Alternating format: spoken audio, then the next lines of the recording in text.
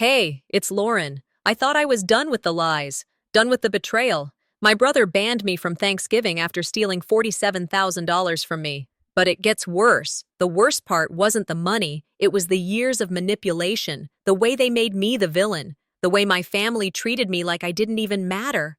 And just when I thought I'd lost everything, security stepped in and said, "She owns the venue." You won't believe what happened next. Hook 2. They took everything from me. My trust, my money, even my place at the table. But when my brother tried to bury me, the truth came out in the most shocking way possible. I was banned from dinner, but when security spoke up, everything changed. You're going to want to hear this. I sat on the edge of my couch, the soft hum of the television filling the quiet space of my small living room in Los Angeles. It was a Tuesday evening, the kind of night that should have been uneventful, a break after a long day of work at the firm. But that was before the call. My phone rang, its sharp tone cutting through the stillness. I reached over, expecting it to be a client needing urgent assistance or maybe one of my coworkers with a last-minute request. Instead, the number on the screen was unfamiliar, a credit card company's number. I answered, trying to keep the calm that had eluded me in the past few weeks. "Hello, this is Lauren." "Hello, Ms. Daniels," the voice on the other end began. "I'm calling to inform you of an unusual charge on your account. A sum of $47,000 was processed today."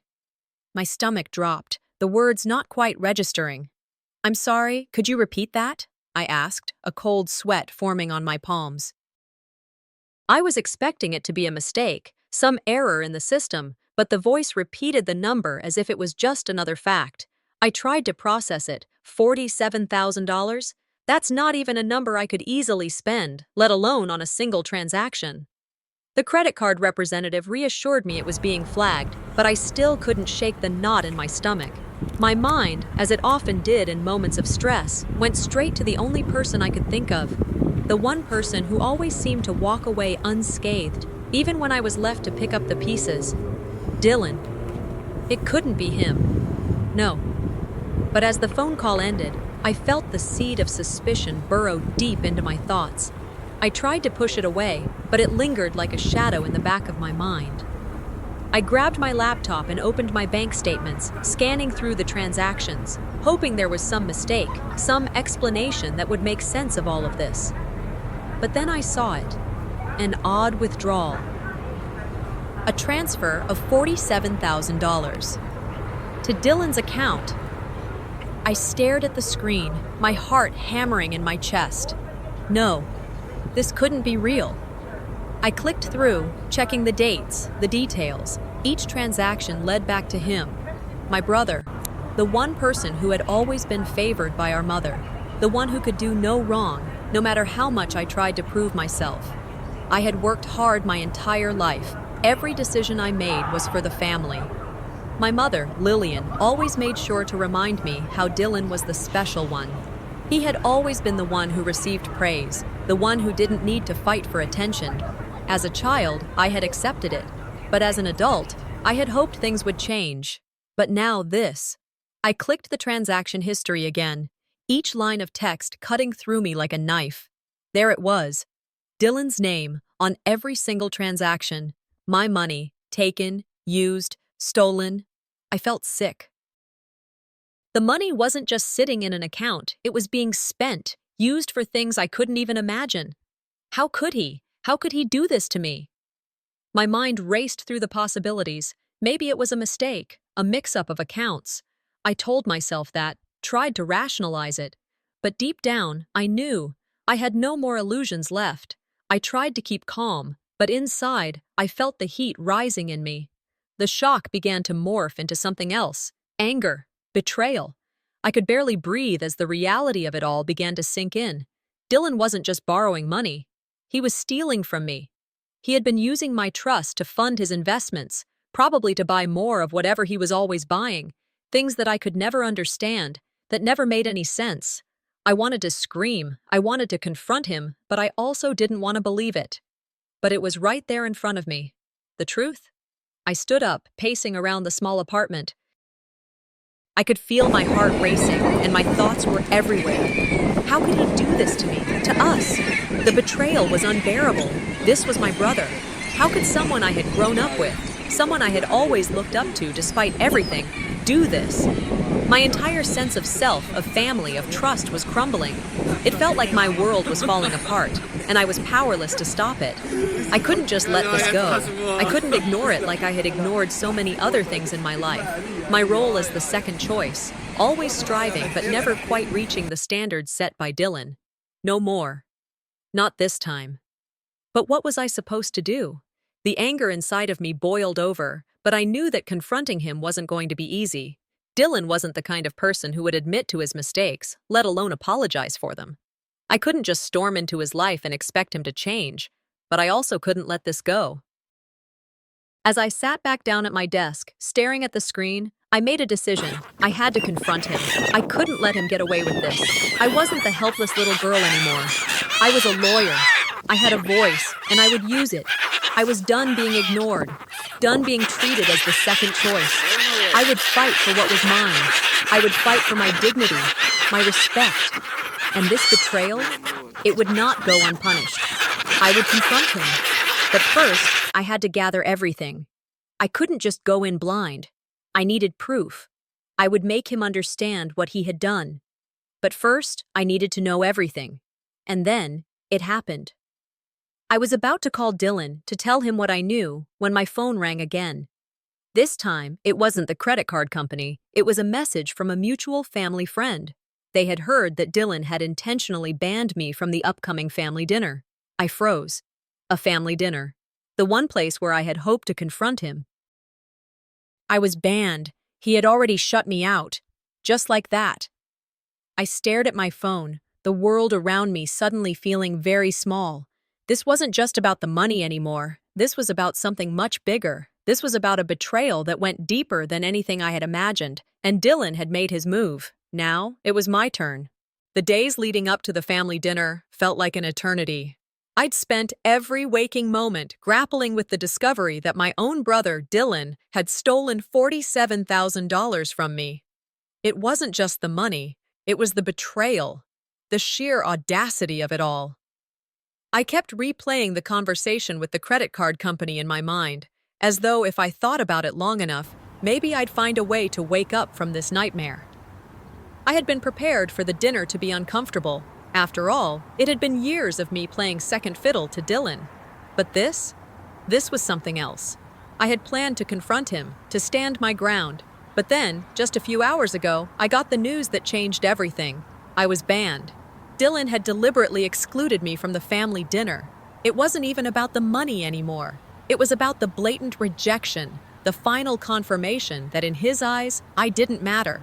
My own flesh and blood had cast me aside, just like that. A call from a family friend had broken the news to me. Her voice trembled with the weight of the information. "Lauren, I'm so sorry, but Dylan, he made it clear you're not welcome. It's a family tradition. You know that. But he doesn't want you there." I hung up the phone, the words ringing in my ears. It wasn't just a snub. It was the culmination of years of being overlooked, of being dismissed, of being treated as if I didn't belong. I stood there for a long time, staring out of the window of my apartment. Los Angeles felt far away, distant. The city was alive, but all I could feel was the hollowness in my chest. Dylan, my brother, had done this. He had manipulated my trust, stolen from me, and now he was shutting me out in the cruelest way possible. How could he? How could I have ever been so blind?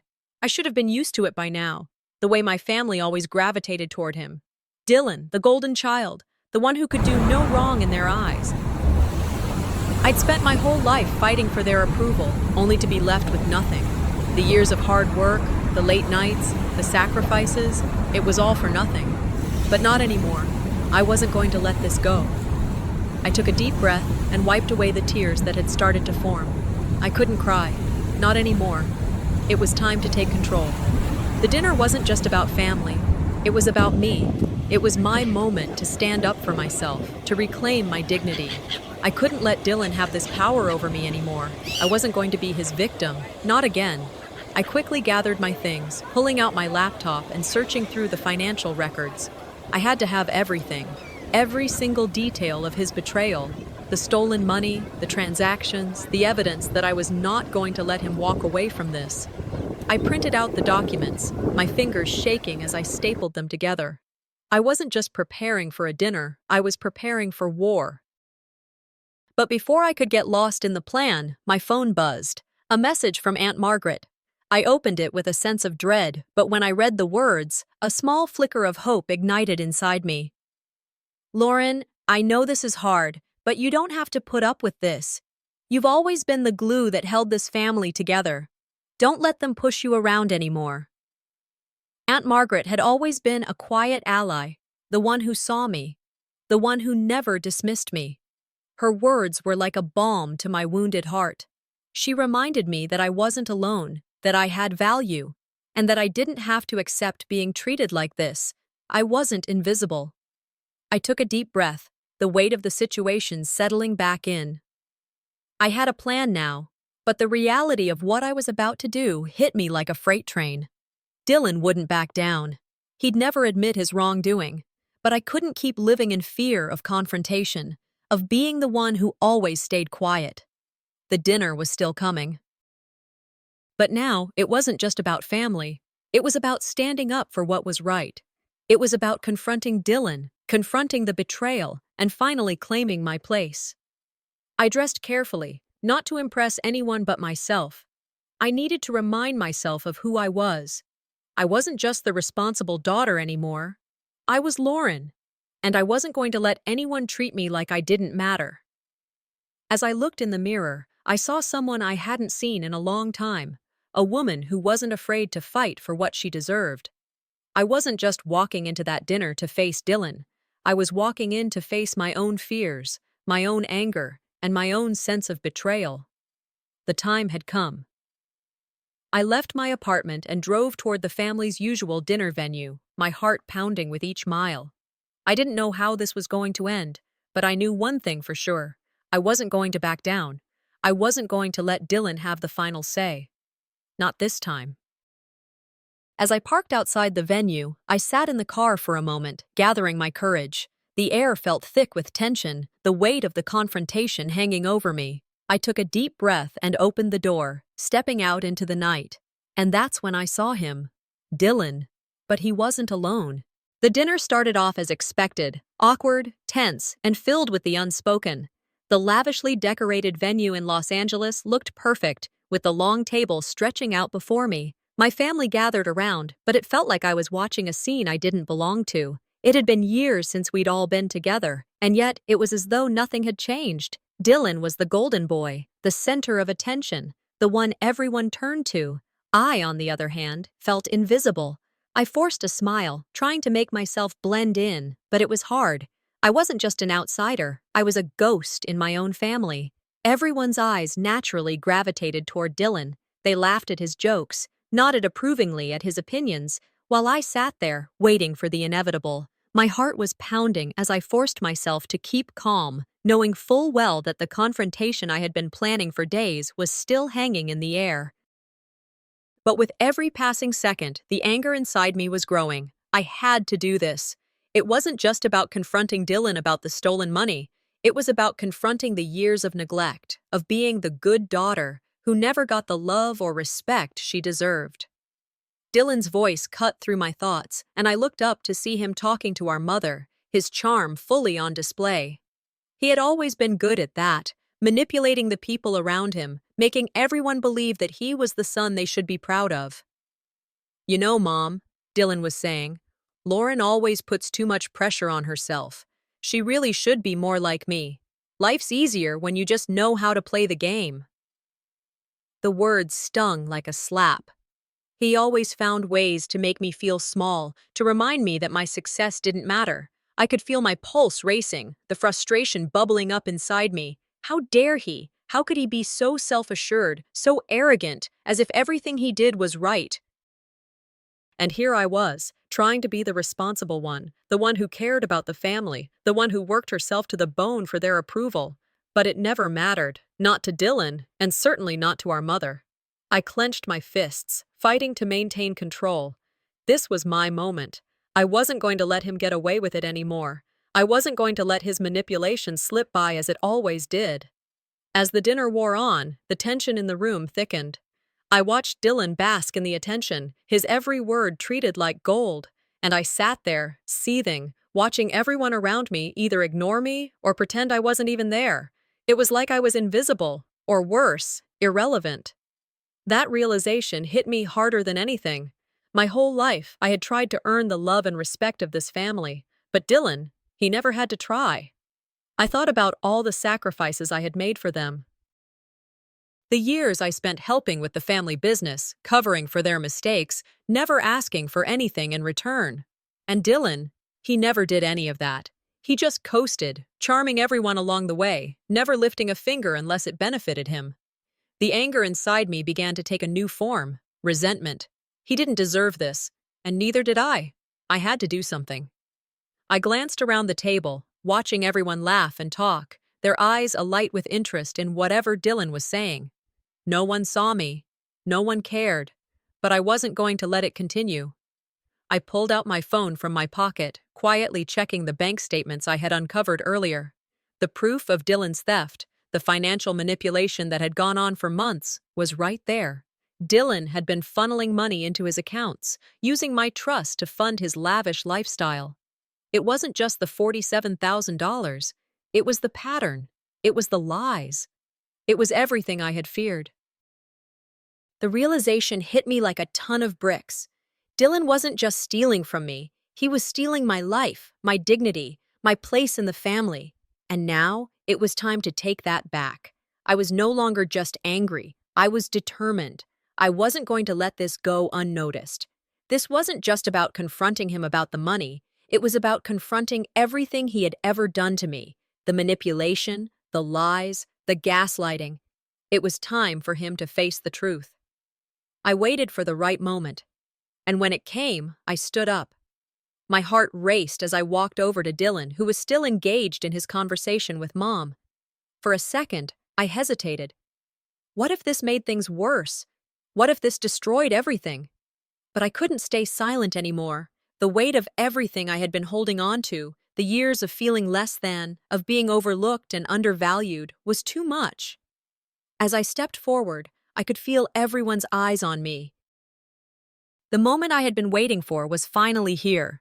Before I could say anything, Dylan turned to me with that all-too-familiar smirk. "What's this, Lauren? Finally deciding to make an entrance?" I opened my mouth to speak, but before I could utter a word, something unexpected happened. Dylan, always the showman, stood up suddenly and raised his glass. "To family," he said, his voice ringing loud and clear across the table. "To the future of this family business, to the legacy we're building, and to those who know how to manage money, because we can't have anyone dragging us down, can we?" The weight of his words hit me like a sucker punch. Not only had he taken my money, but now he was publicly undermining me, casting doubt on my competence and my role in the family. I felt the heat rise in my cheeks, my hands shaking as I stared at him. He was baiting me, pushing me to snap, but I wasn't going to fall for it. I took a deep breath, knowing that this was the moment. The moment everything would change. The tension at the dinner table was palpable. What started as a traditional family gathering had quickly transformed into a battleground of words and emotions. The elegant setting, the polished silverware, the soft music playing in the background, all of it felt like a cruel joke.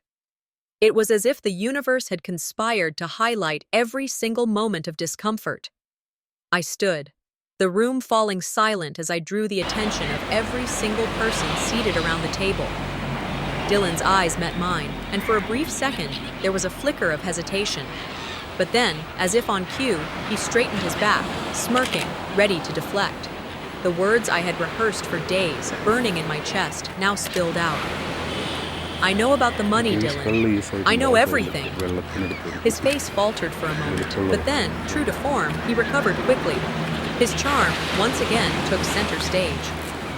"Lauren, you're overreacting," he said, his voice smooth as silk, but with a clear note of condescension. "I don't know what's gotten into you. This is just a simple mistake, a misunderstanding."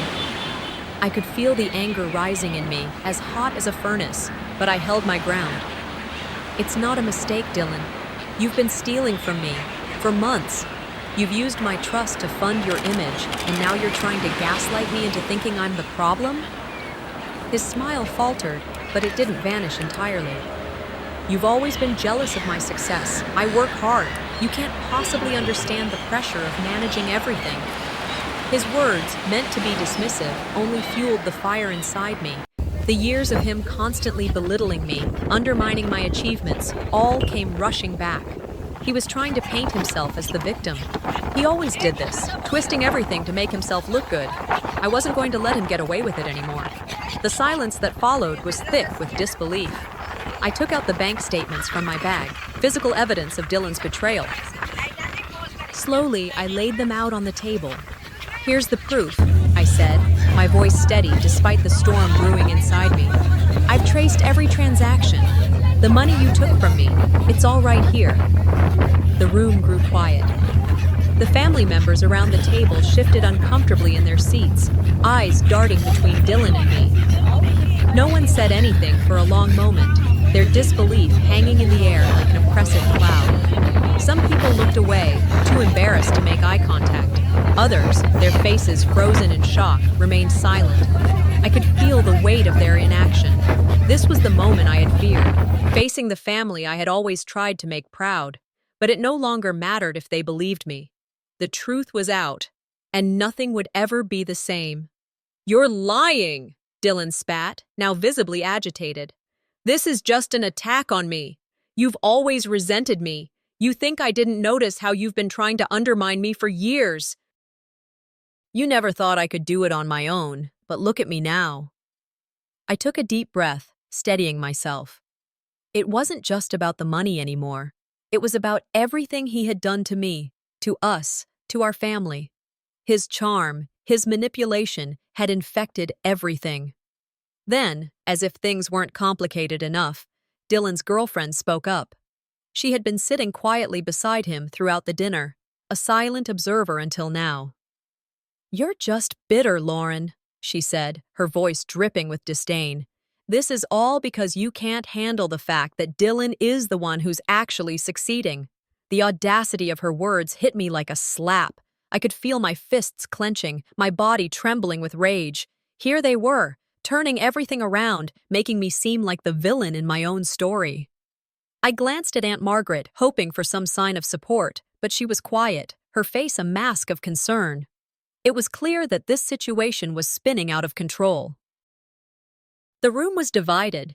Some family members seemed to take Dylan's side, while others, unsure of what to believe, sat in stunned silence. The rift between us had never been clearer. But then, just when I thought it couldn't get worse, Aunt Margaret spoke up. Dylan has done this before, she said, her voice cutting through the tension like a knife. We all pretended we didn't know, but this isn't the first time he's taken money for his personal gain. It's always been swept under the rug. I couldn't believe what I was hearing.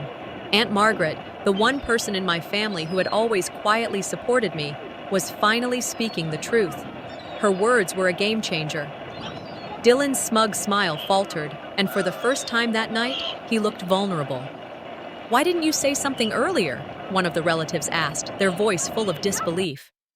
Aunt Margaret shook her head, her face filled with regret. Because I thought it would pass. I thought it was just a phase. But it's not, and I should have said something before.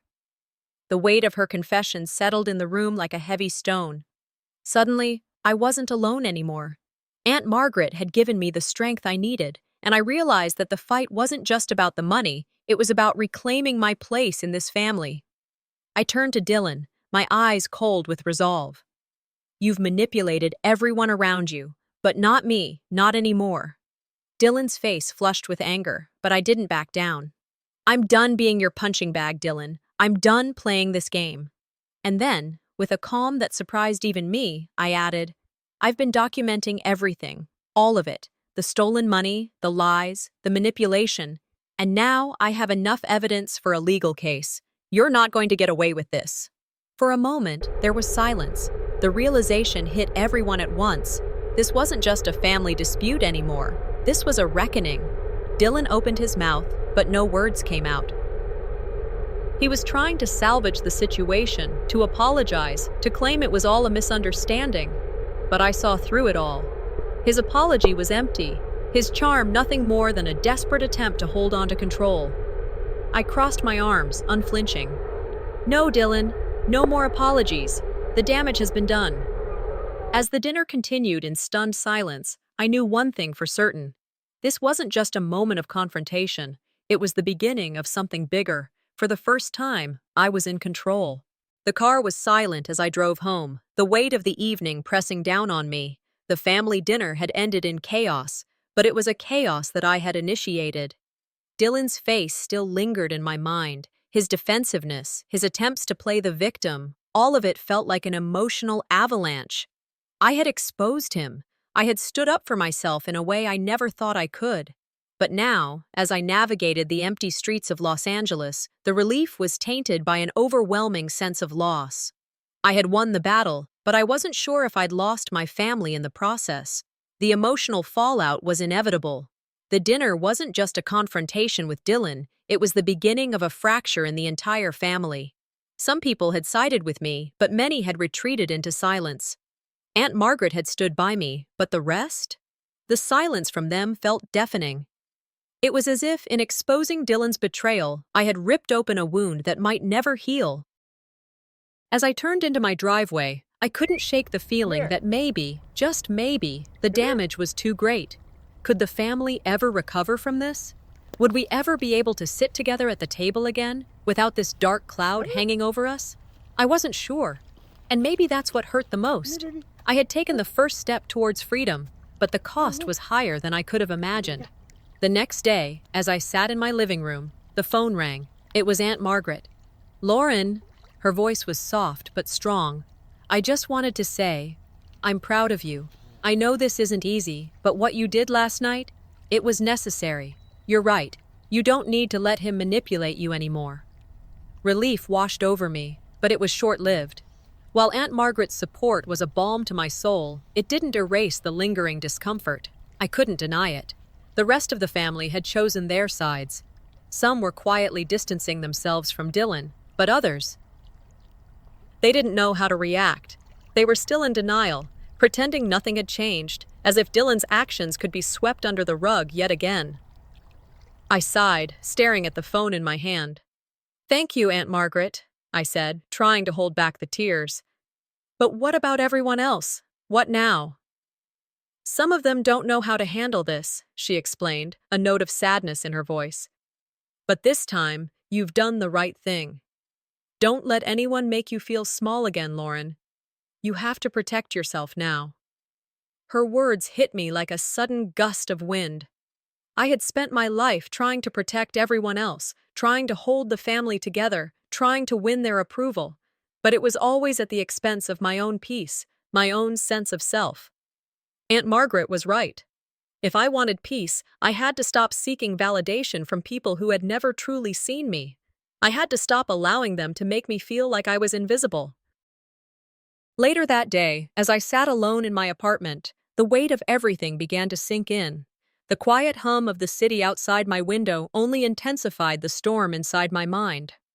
I thought back to all the moments in my life when I had allowed myself to be belittled, ignored, manipulated. I had always been the one who sacrificed my happiness for the sake of my family, trying to live up to their expectations. But the truth was, I wasn't just sacrificing my happiness, I was sacrificing myself. It was time to take back control. Time to stop playing the part of the dutiful daughter, the one who quietly suffered. It was time for me to step into the life I had been denying myself. I wasn't just Lauren, the loyal daughter, anymore. I was Lauren, the woman who had been through hell and come out stronger. And no one, especially not Dylan, was going to take that away from me. I was in the process of coming to terms with this newfound strength when my phone buzzed again. It was Dylan. "Lauren," he began, his voice smooth, his tone laced with faux humility. "I've thought about what happened last night. I'm sorry. I should have been better. I've made mistakes, but if you just let it go, we can fix everything. I'll make things right, I promise." The familiar knot in my stomach twisted again. For a moment, I almost felt guilty. Almost. But then I remembered. I remembered everything, all the times he had manipulated me, belittled me, lied to me. He didn't regret a damn thing. This apology wasn't for me. It was for him. It was a last-ditch effort to regain control. I sat back in my chair, exhaling slowly, my mind clearer than it had been in years. "I don't think you understand, Dylan," I replied, my voice firm. "I'm done. I'm not falling for this again. Your apology means nothing if it's just another way for you to manipulate the situation. You've made your bed. Now you can lie in it." There was silence on the other end, and I could almost feel the tension crackling through the phone. Then, in his typical fashion, Dylan tried one last time. "Lauren, come on. You know I'm the only one who can help you. We're family. You can't just throw all of that away. Think about it." But I didn't think about it. I knew exactly what I needed to do. I had spent my life bending to others' wills, trying to make things right when they were never my fault to begin with. Now, it was my turn to stand up for myself. "I've already thought about it," I said, "and I'm done trying to fix things for people who don't give a damn about me." As I hung up the phone, a wave of empowerment surged through me. This was it. The moment I had been waiting for. I wasn't just fighting Dylan anymore. I was fighting for my own peace, my own dignity. And for the first time in my life, I wasn't apologizing for it. I took a deep breath, staring at my phone. The morning after the text message from my mother, I felt a cold knot in my stomach. The last few days had been a whirlwind of emotions, anger, betrayal, and a deep realization that I couldn't go back. The family dinner was only the beginning, and now the meeting, the one I had been dreading and waiting for, was here. My mother's invitation still lingered on my phone, a silent reminder of everything that had led to this moment. I couldn't help but feel a mixture of dread and resolve. This was it. This was the final confrontation. I spent the morning trying to prepare myself mentally, pacing through my apartment, reviewing everything that had happened so far. The anger was there, but there was also something new. Clarity. I was done pretending to be the daughter who needed to earn approval, who needed to fit into their narrow view of what I should be. I had spent too long being the passive one, the one who took the hits and stayed silent. But now, I was ready to face whatever came next. The meeting was set for late afternoon, and by the time I walked into the living room, I could feel the weight of everyone's eyes on me. The air was thick with tension. Dylan, as always, sat at the center of attention, holding court as if nothing had happened, trying to act like the situation wasn't a time bomb just waiting to explode. He smiled his usual charming smile, the one that made everyone believe he was the golden boy, the perfect son. But I saw right through him now. I wasn't fooled anymore. As I stepped into the room, I knew it was time. The conversation wasn't going to be pretty, but it had to happen. I couldn't stand another minute of pretending that everything was fine, that I was fine, when I knew that the foundation of our family had been crumbling for years. Dylan's lies had built that foundation, and it was time to tear it down. "Dylan," I said, my voice steady, but filled with an intensity I hadn't known I had. "It's time we talk about what you've done." He looked at me with that familiar smirk, but there was a flicker of something in his eyes, something that told me he wasn't as sure of himself as he had been. "Lauren, come on," he said, his voice dripping with faux concern. "This is all just a misunderstanding. We don't need to make this a bigger deal than it is. You're just overreacting, as usual." I could feel the anger rise in my chest, but I kept my composure. I wasn't going to give him the satisfaction of seeing me unravel. "I don't think so," I said, taking a breath.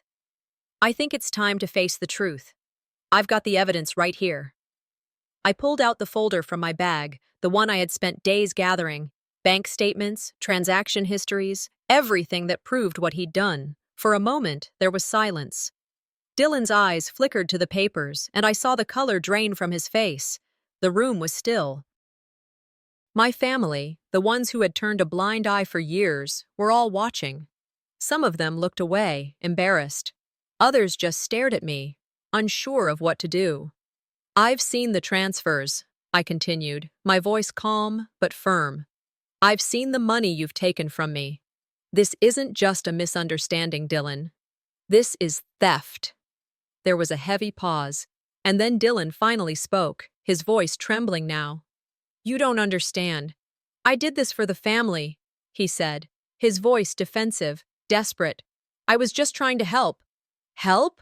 I scoffed. You've been using me, manipulating me for your own gain. And now you want to play the hero? This isn't about helping anyone, Dylan. It's about you maintaining the illusion of success, no matter who you had to hurt to do it. The silence in the room was deafening, but it was only the beginning. Dylan, now visibly shaken, tried to regain control of the situation. You're making this all up. You're the one ruining the family. Not me. You always were the problem, Lauren. You've always been jealous of me, and now you're just trying to tear me down. The words hit me harder than I expected, but I didn't let them show. I wasn't the one who had been trying to hold the family together all these years. I wasn't the one who had sacrificed everything for people who never cared about me. The anger was no longer something I was hiding. It was something I was using, something I was standing in. Your manipulation doesn't work anymore, I said quietly. Not on me, not on anyone. I'm done being your victim. I'm done trying to please all of you. Then, as if on cue, someone spoke up from the other side of the table. Aunt Margaret, the only person who had ever truly seen me. She's right, you know, Aunt Margaret said, her voice clear and steady. This isn't the first time Dylan's pulled something like this. He's been taking money from the family for years. You all just let him do it. The room went still. The weight of Margaret's words hit everyone like a tidal wave, and for the first time, I saw Dylan falter. He wasn't the golden child anymore. He was the liar, the thief, the manipulator, and he was finally exposed. Dylan's face twisted in fury. You think I'm the only one who's ever done anything wrong? Look at yourself, Margaret. You're just as much a part of this family's problems as anyone. But it was too late. The truth was out, and the family could no longer ignore it. I felt something shift inside me, something I hadn't realized was missing for so long. Control. I wasn't going to let him keep this power over me any longer. I'm done, I said, my voice steady. I'm done trying to fix this family. I've done enough for all of you. But no more. I'm cutting ties with all of you. And I'm taking legal action for what Dylan has done. Dylan's face twisted in disbelief, and for the first time in my life, I felt a sense of peace settle over me. I had made the choice to stand up for myself, to take control of my life, and I wasn't going to let anyone stop me. As I turned to leave, my phone buzzed. I glanced at the screen. It was a message from my mother. You're making a huge mistake. Think about this carefully. I stared at the text, my thumb hovering over the read button. The tension in the room was palpable. This was it. This was the final moment, the point of no return. The morning after the meeting, everything felt heavier. I sat in my apartment, staring at the stillness of the room, reflecting on what had happened the night before. My phone lay on the table, a dozen missed calls from my mother, and one message from Dylan. He was begging me to meet. He said we needed to talk, that we could fix this. I didn't know what I was expecting, but deep down, I knew nothing would ever be the same again. I felt the tight knot in my stomach that had been there since yesterday. Anxiety, sure, but there was also something else. Clarity. Something had shifted. I wasn't the same person anymore. I'd taken a stand, no matter the consequences, and I wasn't going to let anyone make me second-guess that. I checked my watch. The meeting was set for later this afternoon. The final confrontation. I had no idea how it would unfold, but one thing was for sure. I couldn't go back. The thought of walking into that room and pretending everything was okay felt impossible. My family had torn itself apart long before I got involved. Now, I had to finish this, for good. The doorbell rang, snapping me out of my thoughts. Dylan.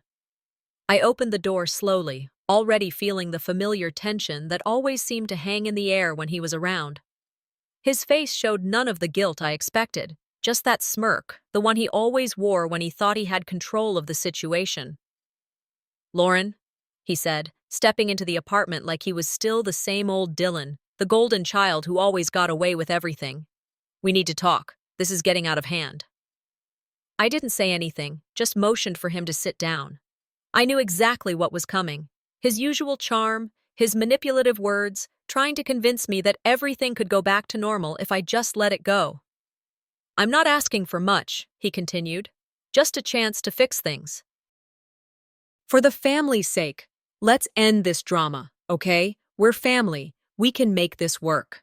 He wasn't apologizing, not even close. It wasn't about mending anything, it was about keeping up appearances, making sure the family remained intact for his benefit. I'd seen enough. I was done playing this game. No, I said, cutting him off. This isn't about fixing things, Dylan. This is about you trying to save yourself. And I'm done with it. He blinked, his smirk faltering for a split second before he quickly masked it again. What are you talking about? I'm just trying to help, Lauren. We've been through too much to let it all fall apart. You're not helping anyone, I said, my voice steady. You've been lying to all of us for years. You've taken from me, manipulated me, and for what? To maintain your image, to keep the family under your control? I'm not playing along anymore. His face twisted in frustration. You think this is all about me? You're the one tearing this family apart, Lauren. You're the one who's making it worse. I felt the anger rise, but I didn't raise my voice. I wouldn't give him that satisfaction. I stood my ground, firm in my decision. This family was falling apart long before I showed up, I said, finally letting the words out. And you know what? I'm done trying to fix it. I'm done trying to make it work. I can't keep living in your shadow, Dylan. You don't get to control me anymore. His face turned red with fury. So what, you just walk away? You think you're better than all of us now? You think this is going to be easy for you? I'm not walking away, I said quietly. I'm walking towards something better. Something that doesn't involve you or any of this. There was a heavy silence between us. He looked like he was about to say something else, but I was already done listening. His voice cracked as he tried to get the last word in. You'll regret this. You're leaving everything behind. You're abandoning your family. No, I said, shaking my head. I'm leaving the manipulation behind. I'm leaving the lies behind. I'm leaving the family I've tried to save for so long. Dylan's face morphed into something unrecognizable, a mix of disbelief and rage. But I wasn't afraid anymore. He wasn't going to scare me back into submission. I'm leaving, Dylan. I'm cutting ties with all of you. I'm moving forward with my life, and I'm doing it on my own terms. His voice shook with anger. You'll never be able to make it on your own. You think you can just walk away from everything? You're making a huge mistake. I didn't flinch. I've been making mistakes for years, Dylan. I'm done. The room felt colder, emptier as I walked toward the door. I was done. I had finally broken free, and nothing he said could change that. Just as I reached the door, my phone buzzed in my pocket. I pulled it out to find a text from my mother. You need to come home. We need to talk. For a moment, I stood there, staring at the message, my thumb hovering over the screen. The urge to reply was there, to fall back into the old pattern, to at least try to salvage something. But I knew I couldn't. Not this time. I turned off my phone and slipped it into my pocket. With one last look at Dylan, I walked out of the apartment, closing the door behind me. The weight of the decision settled over me like a heavy cloak, but I didn't feel regret. I felt something else, something stronger. Liberation. The weight of the past few weeks pressed down on me as I sat in my new apartment, watching the sun dip behind the skyline. Outside, the city hummed, oblivious to the storm raging within me. I hadn't fully processed the chaos yet, but I was getting closer to a point where the emotional roller coaster was beginning to settle. The phone buzzed, breaking my silence. It was a letter from my mother. I didn't even need to open it to know what it was. Her handwriting was the same, a desperate plea veiled in concern, urging me to come back to the family. The words in the letter echoed all the ones she'd said to me before. We need you. Everything will fall apart without you. But this time, I knew better. I wasn't the one who had been holding the pieces together. I was the one holding myself together. The letter wasn't just an invitation, it was a trap. The guilt tripped me, but I wasn't about to be pulled back into the same old routine. Not this time. I put the letter down and exhaled, the weight of the decision sitting heavier in my chest. Would I go? Or was this finally the moment when I stopped letting my family dictate my choices? The decision had been made already. I arrived at my mother's house just as the evening light began to fade. The house felt too familiar, like stepping into a memory I no longer recognized. She opened the door with that same practiced smile, the one she put on when she wanted things to look like they were just fine. But I could see it in her eyes, the manipulation, the control that she had always wielded, even if she didn't know it. "Lauren, I'm so glad you came," she said, her voice soft and almost pleading. "We need to talk." I nodded, stepping inside. The room was exactly as I remembered, stale with years of unspoken words. We sat, and for a moment, it was like time rewound, like I was that same daughter who had always been trying to keep the peace, but not anymore. She started, as expected, with how hard her life had been, how I didn't understand what she'd gone through, how I'd never been there for her when she needed me. Her words were as rehearsed as they had always been. "Lauren, you don't know what it's been like for me," she said, her voice thick with that fake sadness. "I've had to do everything myself. You always make it seem like you're the only one who's suffered. But I've given up so much for you, for the family." The anger stirred inside me, but I didn't raise my voice. I was done with raising my voice for her to hear me. She needed to hear the truth. "I've suffered too, Mom," I said, my voice quiet but firm. "I've been the one carrying the weight of the family. The one who always put everyone else first, but no one ever cared enough to notice." Her eyes flickered with something, anger perhaps, but she quickly masked it with another round of guilt. "You don't understand, Lauren," she said. "This is about family. It's about love. You're making it about something else. You need to forgive us." "No, I don't," I said, interrupting her. "I don't need to forgive you.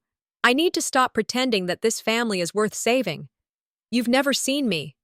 Not for who I really am." I could see it now. How her every word was designed to make me feel like I owed her, like I had to sacrifice for her and the family. I had finally stopped apologizing for being myself. Then, I said it. "I've been the one funding your lifestyle for years, your comforts, your security. How long did you think I wouldn't notice? I've been taking care of everyone else while you took what was mine." Her face paled, the facade slipping for just a moment. She hadn't expected that. "What are you talking about?" she whispered. "You've been using my money, my resources, all the while pretending to care about me. I was never anything more than a tool to you, to keep your little world running." The silence between us stretched out, thick and suffocating. She didn't know how to respond. She couldn't deny the truth. "I'm done," I said, standing up from the table.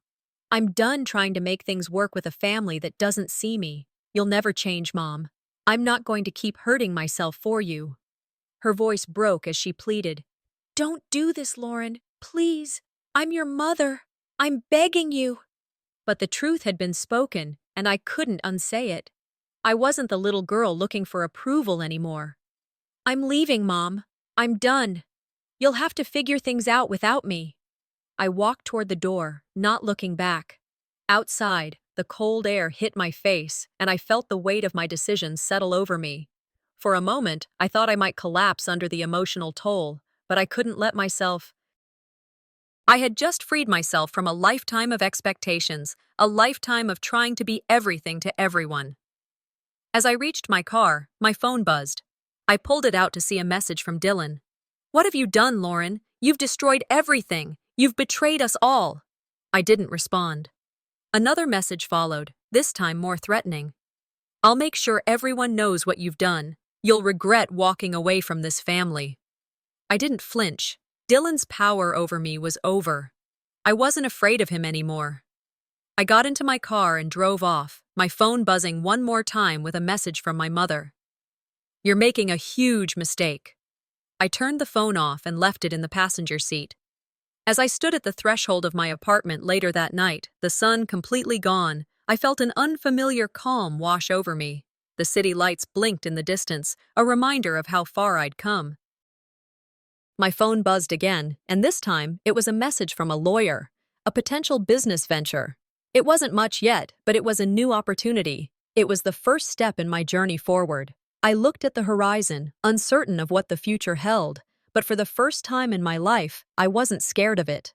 The city stretched out before me as I sat on the balcony of my new apartment, the last rays of sunlight fading behind the skyline. The quiet was deafening, yet strangely comforting. I had been through hell and back, and now, sitting here, I could feel the weight of it all finally lifting. It was as if I were standing on the edge of something new, something I had fought for, something that was entirely mine. But there was still the past, the nagging thoughts of everything I'd left behind. Family, expectations. All of it still haunted me, but I was learning to let go. I reached into my drawer and pulled out an old family photo, its edges curled from years of being tucked away. I stared at it for a long moment. So much history in one picture. The faces of people I thought I could trust, people who should have loved me unconditionally, stared back at me. The pain was still there, sharp and raw, but it wasn't crushing anymore. It didn't control me. Not anymore. The past had shaped me, yes, but it would not define me. I had to leave it behind if I was ever going to move forward. I stood up and walked over to the fireplace, the photo still in my hands. Without hesitating, I tossed it into the flames. As the paper curled and turned black, something inside me shifted. The weight of my old life, my old self, dissolved into smoke. I had never felt more free. But then, my phone buzzed, pulling me from the moment. Dylan. His message flashed across the screen. "I'm sorry, Lauren. I finally understand what I've done. Please, can we talk?" I stared at it for a long time, his apology hanging in the air between us. I didn't need to read it again. I didn't need to hear his empty words. I had already forgiven myself, and that was enough. The apology was his, not mine to accept. I hit delete without a second thought. Later that day, I sat at home, thinking about the family event I was supposed to attend. I knew my mother and Dylan would be there, along with the rest of the family, all expecting me to just fall back into the role they'd carved out for me. The fixer, the peacemaker, the one who always tried to make everything right, no matter the cost to myself. I wasn't that person anymore. I texted back my RSVP. Not coming. I didn't need to explain myself. They could have their gathering, their family facade. It wasn't mine to be a part of anymore. My phone buzzed again. This time, it was a letter from my mother. Her handwriting, familiar and desperate, scrolled across the screen. "Lauren, please come home. We need you. You're the glue that holds us together. You're not just leaving us, you're breaking the family." I read it through, my chest tight. It wasn't a plea, it was a manipulation, a demand for me to sacrifice my peace to keep their dysfunction intact. I felt a pang, but only for a moment. I knew exactly what I needed to do. I stood up, walked to the trash can, and tossed the letter inside. No hesitation, no guilt, just the cold, liberating certainty that my life was no longer dictated by their needs. The next day, I sat down with my lawyer. We finalized everything. My business deal, the steps to officially reclaiming my life, were all set into motion. The future was mine. For the first time in a long time, I wasn't making decisions based on someone else's expectations. This was my path, and I was taking it. The phone call ended, and I sat back, my heart still pounding from the rush of it all. I was about to build something of my own. Not for anyone else, not for the family who had treated me like a tool. This was for me, and I was ready. Later that evening, I stood at the window of my apartment. The city was quiet, but it felt like the world was waiting for me. I had a lot of uncertainty ahead, but for the first time, I wasn't afraid of it. I had learned something important these last few months. The unknown wasn't something to fear. It was an opportunity to create something new, something that belonged entirely to me. My phone buzzed again. This time, it was from an old friend. The message was simple. "I've been following your journey, and I have a business proposition that could change your life." Let's talk. I stared at the message. This was it. This was the start of something real. For the first time, I wasn't relying on the past. The future was full of possibilities, and I was ready to seize them. I closed my eyes and took a deep breath. The door to my old life had closed behind me. But in front of me, a world full of promise.